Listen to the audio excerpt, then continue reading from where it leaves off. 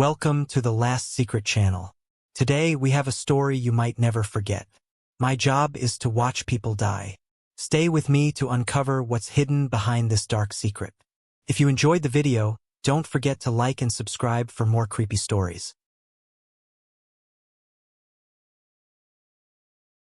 If you met me on the street and asked me what my job was, I would tell you that I work from home consulting for an industrial laundry company. That is, after all, the cover story I have been provided with. The reality? My job is even simpler. Every Friday night, I dress up nice, report to a certain theater downtown, have a seat, and watch a performance. That's it. All it takes is a couple hours out of my week, and I end up making 6 figures a year with every benefit you could possibly ask for. I know.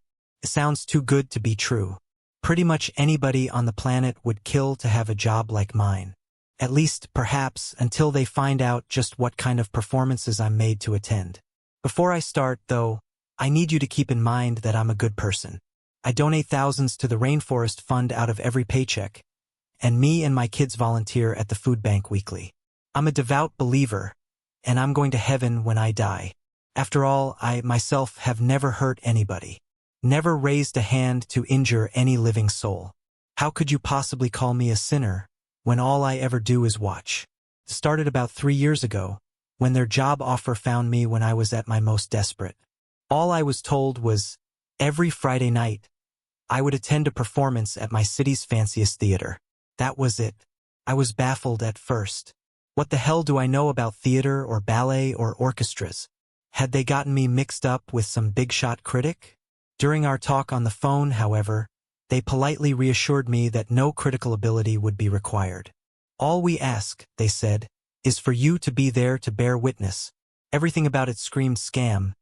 But I figured, what the hell? Worst case scenario, I listen to a pitch for some MLM or timeshare, politely decline, and then walk out with some pocket money. I was baffled when I pulled up to the theater. Dozens, maybe even hundreds of people were streaming in, all in nice suits and gorgeous gowns. I'd thrown on the fanciest clothes I could afford, yet I still felt severely underdressed. The theater was totally rented out by my employer, and only my fellow co-workers were allowed in. How much could it have cost to hire such a massive crowd just to attend this one performance? Who could possibly bankroll something like this? I tried to empty my mind and simply merge into that human tidal wave flowing through the doors. Every staff member was dressed in a refined all-black suit, with black tie and undershirt, to the point they seemed to darken the air around them. Each wore a white comedy mask, the neoprene stretched into a grin of perpetual laughter, which struck me as almost mocking. They demanded that we hand over all electronic devices, even patting us down and running a metal detector over us. Then they reminded all attending not to leave their seats under any circumstances during the performance, recommending we take bathroom breaks before the show started, and to remain quiet and to keep our eyes open. They kept repeating the same mantra. No distractions, no diversions, no lapses in concentration. Remember, you are here to bear witness. If I'd been alone, I would have left right then and there. There was a tickling in the back of my brain, some primate part of me screaming that there was something terribly wrong here. But mob mentality is a hell of a thing. Everybody else seemed calm, nonplussed, handed their phones over without a fuss. There were a few holdouts, probably other newbies like me, but eventually they, too, relented. If everyone else is going along with it, I figured, why shouldn't I? Who wants to be the one, single paranoid bastard who missed out on an easy paycheck? Stepping into a gorgeous theater like something out of 3 centuries ago, I was most struck by the make of the stage. It looked like the back action of a piano, strange levers and mahogany hammers looking like fingers manipulating countless lines of piano wire, some over a dozen feet long. All the taut wires stretched in bizarre formations across the stage reminded me, somehow, of a spider's web. I could not fathom a machine so complex, yet with such little apparent purpose. The nature of the performance always varies. Sometimes it's a work of Shakespeare, a ballet, an opera, hell, even a puppet show. That day, it was a concert featuring a small chamber orchestra of around 35 students. It looked like young and inexperienced, with a nervous air about them, as if this was their first time performing before such a crowd. Mostly a string section plus one of each woodwind, and just a couple each on horns and percussion. The conductor was one of the staff members in the comedy masks. I was baffled. Who would put forward this much cash just for a small green orchestra to play in such a massive, prestigious venue? One of them must be a billionaire's kid, I figured. It was the only explanation. This, I've since realized, is always the best part. The beginning of the performance, when you can, if you try, lose yourself in the display and pretend everything is okay, that it's all normal. It was best on those lucky days when the performers on stage were completely unaware of just what sort of danger they were in. That always makes it easier for everybody. On that first day, I was as oblivious as they were, and simply enjoyed the music. Maybe some snob of the orchestral arts would hear their amateurish mistakes, but to my untrained ear, they sounded just fine. Pleasant, even. But one question began to worm its way into my head. A small nagging at first which crescendoed into a hammering on the inside of my skull. How much time has passed? At a certain point, I suspected the intermission was long overdue. But there were no windows, and I had to part with my electronic wristwatch at the door, so really, getting any sense of time was impossible. I dismissed it as my lousy attention span at first. But eventually, others began taking notice. No one dared speak, but among the fellow newbies, I noticed furrowed brows and sideways glances, confused and concerned. The performers seemed to be getting restless as well, whispering and gesturing to each other and the conductor, who never ceased those robotic, sweeping motions of his gloved hands. It must have been 2 hours by then, if I had to guess, and they were starting to look exhausted, dehydrated. Some even looked as if they were about to quit playing. Continue performing. In a moment, all of the piano wire loudly reverberated and stretched taut with the movements of those mechanical contraptions on stage, as the whole thing bristled and tensed as though it were a living thing. And that voice, cracking like thunder, seemed to emerge from the stage itself with a mechanical roar like the grinding of metal on metal, that seemed to frighten them into submission for a while. It wasn't until a half hour later that my life changed irreparably. They'd been playing a quiet sonata, so everybody could hear the sudden FRR-ting, accompanied by a pained yelp. My eyes leapt to one of the violinists. One of her strings had broken, and happened to snap her right in the eye. It could see the streak of scarlet bifurcate her pupil, before the emerging blood replaced the entire eye with a thick redness. She stood, clutching a hand over her eye and blindly grasping with the other, gesturing toward medical help. And as she did so, that strange lattice of levers and hammers and pulleys all roared and clacked to life, like a bear trap being sprung. The machine's efficacy was just as sudden, just as brutal. Those clockwork edifices moved like a pair of robotic arms, aiming a wire for her neck as if trying to garrote her. But they moved at such a speed that the wire seemed to pass through her, like she wasn't even there. For a moment, she seemed fine, unaffected, as if nothing had happened at all. And then, things began to fall off of her. Her head, severed at the neck, alongside the hand she'd been holding over her eye, and the very fingertips of her other hand with which she'd been grasping a little too high. All had been cut cleanly with surgical precision. Time seemed to slow as they all went clattering wetly to the floor, and the girl's body soon followed, as if it took a few moments for gravity to set in. Or, perhaps, for her body to realize she was dead. It happened so fast, it was hard to be properly horrified. It was more like, maybe. Everybody stared at the chunks of meat that had once been a promising young woman with hopes and dreams. That spider web of wires was still rumbling and shaking all around them, and the mechanical voice roared once more. Continue performing. They were given no further warnings. A few of them jumped from their seats out of sheer instinct, not even thinking. None of them made it more than a step before the wires divided them in twain. The rest just kept playing exactly as they had been, as if their brain froze up at what they'd witnessed and simply ran on autopilot, until their faculties slowly returned to them and they realized that this instinct had saved their lives. Where once beauty filled the room, now the orchestra had been reduced to a discordant sound like a long, shuddering whine, like a mocking parody of music. They gripped their instruments with trembling, sweaty hands, playing just well enough to avoid stoking the ire of those quivering wires stretched taut all around them. They realized, gradually, that they were allowed to speak. Immediately they began wailing hard enough almost to mercifully drown out that dismal cacophony that was once music, some begging and pleading with the staff, others screaming out threats, be they legal or physical. Nothing they said could shake the masked men and women in the slightest. They stood at order like statues, unflinching. Realizing this, they turned their attention to us. A wall of red, weepy eyes scanning the crowd for any hint of mercy, begging us to band together against the staff, calling us all sick bastards for just sitting there and watching them die. A blonde woman on violin had the most genius and cruel strategy of all.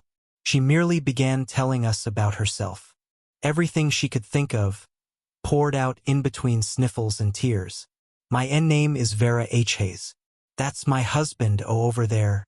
She gestured to a dark-haired man on drums. He'd been the quietest of them all, seeming to be saving his strength. We have a little girl. She's 8 years old, and she loves her mama and papa. Her name is Lucy, as she loves horses. And I was saving us to maybe give her riding lessons one day. I desperately wanted to cover my ears, but knew it would be against the rules. Why can't she just shut the hell up? I thought bitterly, grinding my teeth. I truly hated her. Hated her more than I'd ever hated before. But why? Some dim remnant of my reason asked. Asterisk, she's a victim here.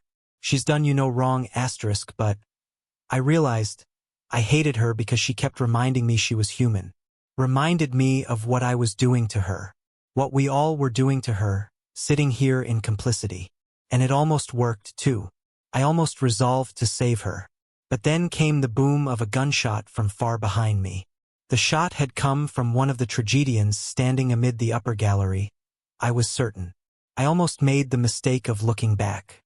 Instead, I kept my eyes locked forward, and merely imagined who it was that just had their brains splattered across their seat. Had they snuck a phone in and tried calling 911? Had they tried making a break for it? Or maybe they just couldn't take it anymore, and made the fatal decision to look away from the horror. I tried to distract myself by studying the impossible mechanism animating the blood-soaked piano wire. I couldn't figure it out. It was an impossible machine, existing in defiance all basic laws of geometry, and seemed to have no means of controlling it, instead operating automatically with some malign intelligence. Perhaps it was an extension of whatever creature composed the stage itself. It was a living thing, of that much I was certain. It breathed beneath the performers, and their blood soaked into its floorboards in moments, as if consumed.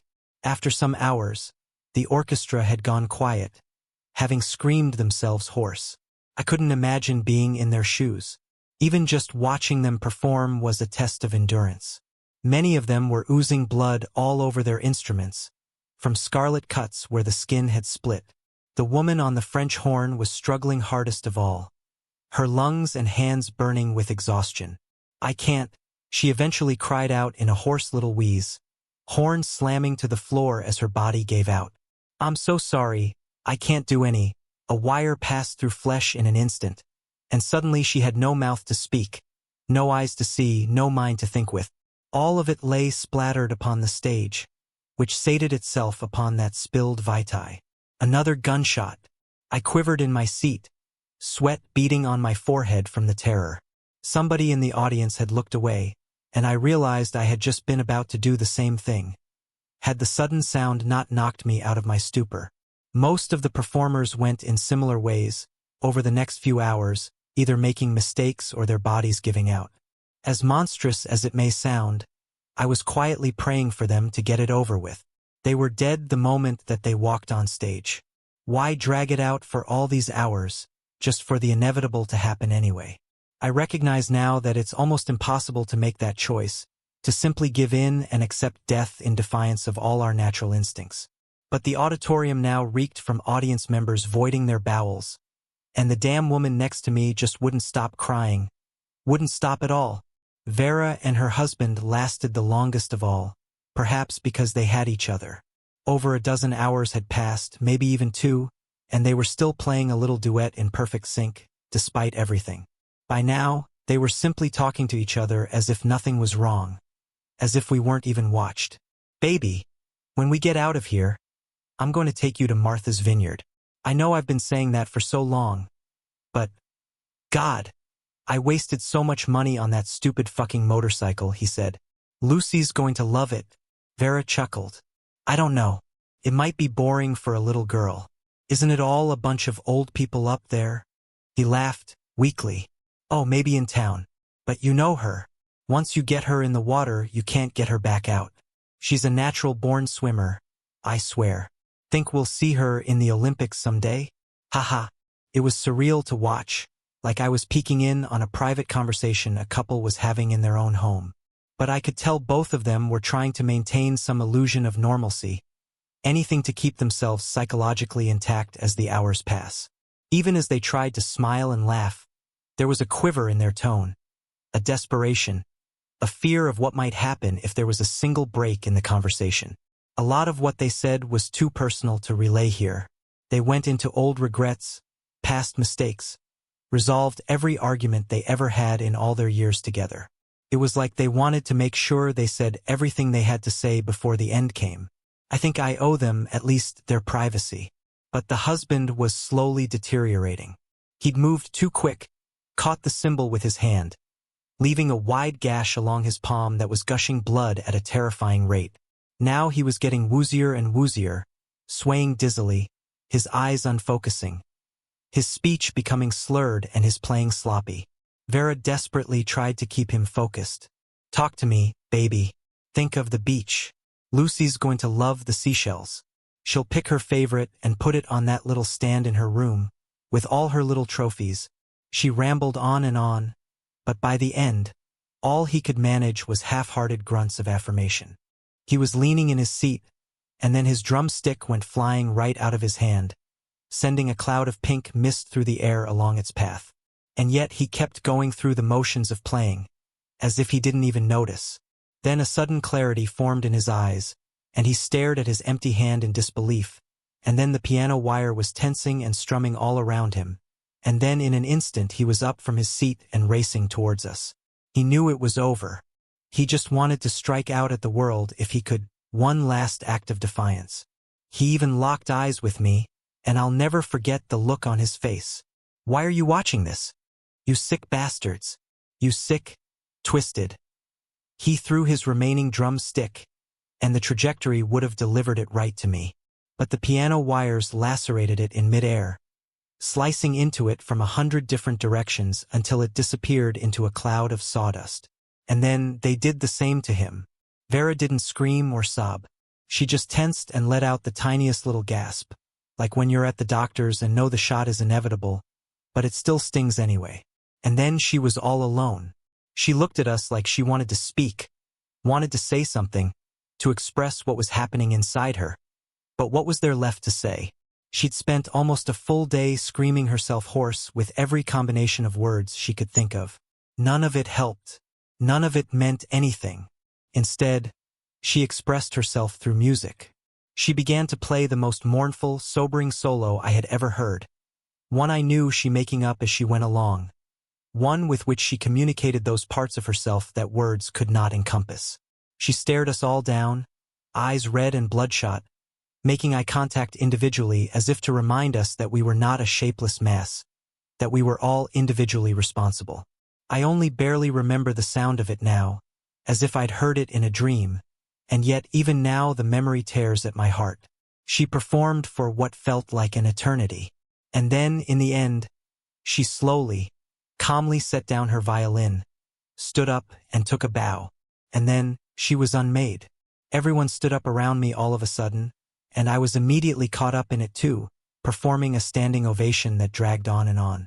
We screamed, shouted, cried, threw things, smashed our fists against seats, tore at our hair, laughed and danced with each other.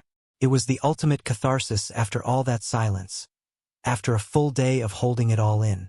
Never before had I felt so connected to a crowd of people on some deep spiritual level. We marched out of the theater, stumbling like a procession of ghouls with blank faces and tired eyes. The staff were as polite as ever, thanking us for attending the performance and hoping that we enjoyed the show.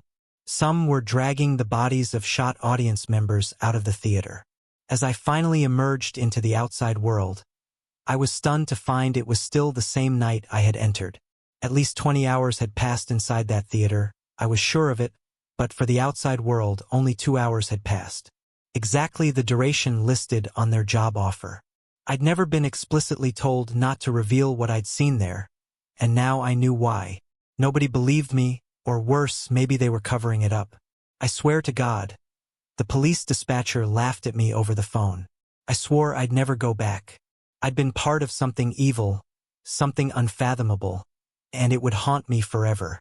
But the next year was one of constant desperation. Debt climbing as job opportunities declined at equal rates. I held out for about a year, but eventually I gave in. And to my horror, the next performance was easier now that I knew what to expect. And then the next was easier still, and the next.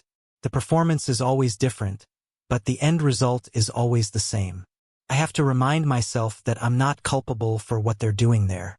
All I do is watch.